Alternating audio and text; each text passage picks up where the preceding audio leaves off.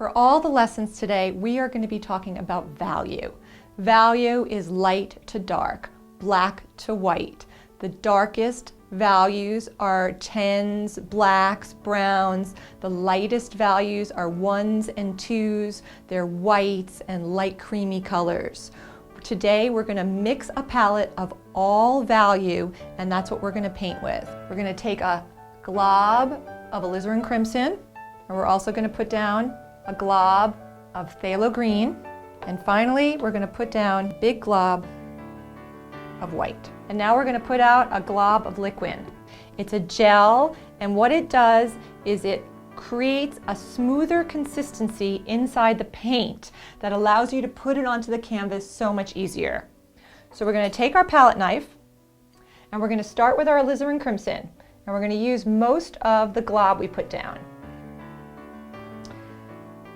We're going to put that down, and now we're going to take about half as much phthalo green, and we're going to mix the two together with our palette knife. Really mix it thoroughly. We're going to create an almost black, a super dark gray. Now the way to know if this is a gray is to keep on scraping back at your palette, and then you can see the residue underneath, and it will let you know if it's too green or too pink, or too alizarin crimson, I should call it. When you're doing this, use your other palette knife to just scrape it off so you can keep your palette knives clean and ready. And there we have our glob of our darkest dark. Now we're going to take 3/4 of that darkest dark, maybe even more than that, almost a lot of it. There we go.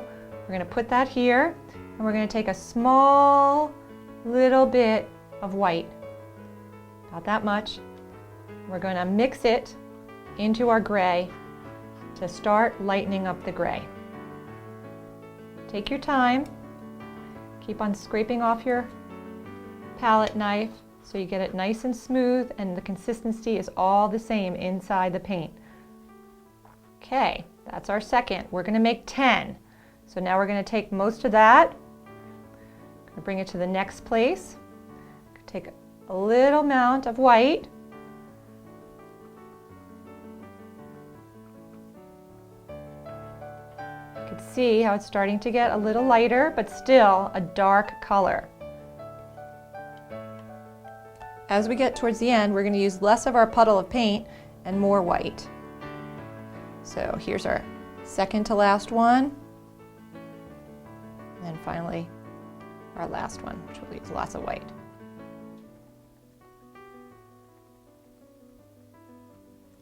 And so there you have it. You can see we go from darkest dark to lightest light. 1, 2, 3, 4, 5, 6, 7, 8, 9, 10. If after you've done this you see that some of them really jump a lot, you could add some of the dark or some of the light to even it out. But really make it so that you have 10 nice puddles of paint here to use for your painting.